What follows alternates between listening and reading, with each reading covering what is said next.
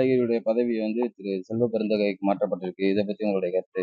காங்கிரஸ் கட்சி தலைவர் திரு மல்லிகார்ஜுன் கர்கே அவர்கள் அமைப்பு ரீதியாக மாற்றத்தை உருவாக்கியிருக்கிறார்கள். வரவேற்கப்பட வேண்டிய மாற்றம். அண்ணன் அழகிரி அவர்களை பொறுத்த மட்டிலே மிகவும் ராசியானவர். அவர் பல வெற்றிகளை காங்கிரஸ் கட்சிக்கு தந்தவர், மிக முக்கியமானவர். அவருடைய பணி என்றும் காங்கிரஸ் வரலாற்றிலே போற்றப்படும்.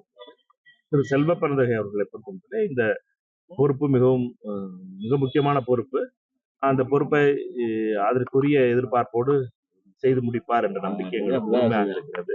சட்டமன்ற காங்கிரஸ் தலைவராக நியமிக்கப்பட்டிருக்கின்ற திரு ராஜேஷ்குமார் அவர்கள் 3 முறை சட்டமன்ற உறுப்பினராக இருந்தவர். அவருடைய நியமனமும் காங்கிரஸ் கட்சியில இளைஞர்களுக்கான வாய்ப்பு மிகப்பெரிய அதிகமாக வாய்ப்பு இருக்கிறது என்பதும் மிக தெளிவாக காட்டுகிறது. சார், காங்கிரஸ் கட்சிக்கு தொலைநோக்கு பார்வை இல்ல, அதனாலதான் வந்துட்டு பாஜக மத்தியில் ஆட்சி அமைச்சோம் அப்படின்னு சொல்லிட்டு பிரதமர் மோடி ஒரு குற்றச்சாட்டு வச்சிருக்காரு.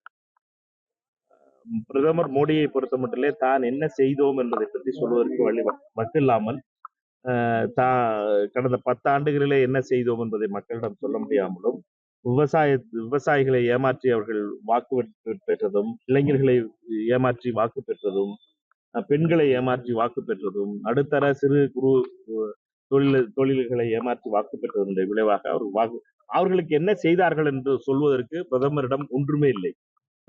மோடி அவர்களை பொறுத்த மட்டிலே மிகப்பெரிய தோல்வியை பெற இருக்கிறார்கள்.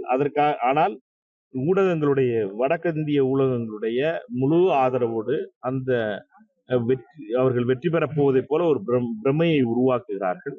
அந்த பிரமைகள் அனைத்தும் வருகின்ற தேர்தலிலே மக்கள் மன்றத்திலே அது வீழ்த்தப்படும் என்பதிலே எந்த ஒரு சந்தேகமும் இல்லை. காங்கிரஸ் முதல்ல 40 தொகுதியை வெல்லட்டும், அதுக்கப்புறம் பேசட்டும் அப்படின்னு சொல்லி மோடி அவர்களே வந்து குற்றச்சாட்டு வச்சிருக்காரு.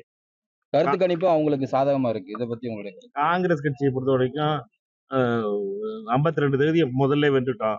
அப்புறம் என்ன இப்ப இவர் வெல்லட்டும்னு ஒரு சவடால் விடுறது. இவரை பொறுத்த மட்டும் இவர் என்ன செஞ்சார் 9 வருஷத்துலன்னு சொல்ல வக்கில்லாத மோடியை பொறுத்த வரைக்கும் இப்படி வாய்ச்சவடால் பேசிய காலத்தை கொண்டு கொண்டிருக்கிறார். மக்களை பொறுத்த மட்டும் விலைவாசி உயர்வு தலை விரித்தாடுகிறது. வேலை இல்லாத திண்டாட்டம் வரலாற்றிலே மிகப்பெரியதாக இருக்கிறது. விவசாயிகள் விவசாயத்தை நம்பி இருந்தவர்களுடைய மிகப்பெரிய பாதிப்புகளை உருவாக்கப்பட்டிருக்கிறார்கள். இளைஞர்களுக்கு வேலை வாய்ப்பு இல்லை. சிறு தொழில்கள் பாதிக்கப்பட்டிருக்கின்றன. ஜிஎஸ்டி கொடுமையால் மிகப்பெரிய பாதிப்பு உருவாகி இருக்கிறது இந்திய நாட்டிலே. இப்படிப்பட்ட அனைத்து பிரச்சனைகளையும் மறைப்பதற்காக இப்படிப்பட்ட வீண் விவாதங்களை அவர் தொடங்குகிறார். சார், உங்க கட்சியை சேர்ந்த அதாவது காங்கிரஸ் கட்சியோட மூத்த தலைவர் ப. சிதம்பரம், அவருடைய மகன் வந்து கார்த்தி சிதம்பரம், பாஜகவும் மோடியும் வளர்ச்சி பெற்றிருக்காங்க அப்படின்ற மாதிரி ஒரு கருத்து சொல்லியிருக்காங்க. அந்த கருத்துக்கு நான் பின்வாங்க போவதிலையும் சொல்லியிருக்காங்க. உங்க கட்சியை சேர்ந்தவங்களே வந்து இப்ப பாஜக வந்து வளர்ந்திருக்கிறது, வட மாநிலத்துல வளர்ந்திருக்குதுன்ற மாதிரி ஒரு பேச்சு எப்படி பாத்தீங்க? அவர்களெல்லாம் வட மாநில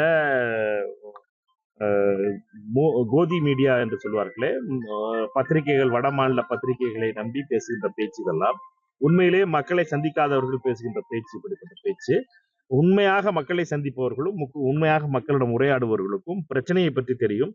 வேலை வாய்ப்பின்மையும், விலைவாசி உயர்வும், விவசாயிகளுடைய பிரச்சனையும், சிறு குறு விவசாயிகளுடைய பிரச்சனையும் தலைவிரித்து ஆடுகிறது. மக்களை பொறுத்த மட்டிலே இவை அனைத்தையும் மறந்துவிட்டு மதத்தினால் வாக்களிக்க வேண்டும் என்று சிந்தனையிலே பாஜக அவர்களை திருப்பிக் கொண்டிருக்கிறது. அதற்கு முயற்சி செய்யக்கூடாது. ஜாதிய வாரியான கணக்கெடுப்பு வேண்டும், மக்களுடைய பிரச்சனைகளுக்கு முன்னுரிமை வேண்டும் என்பதற்காகத்தான் ராகுல் காந்தி கடந்த 38 நாட்களாக யாத்திரையில் நடந்து கொண்டிருக்கிறார். பாரத் ஜோடோ நியாய யாத்ரா என்ற நீதி பயணம் மணிப்பூரிலே தொடங்கிய பயணம் வெற்றிகரமாக நடந்து கொண்டிருக்கிறது. இதை பொறுத்த மட்டும் மக்களிடம் மிகப்பெரிய ஆதரவு இந்த பயணத்துக்கு. விருதுநகர்ல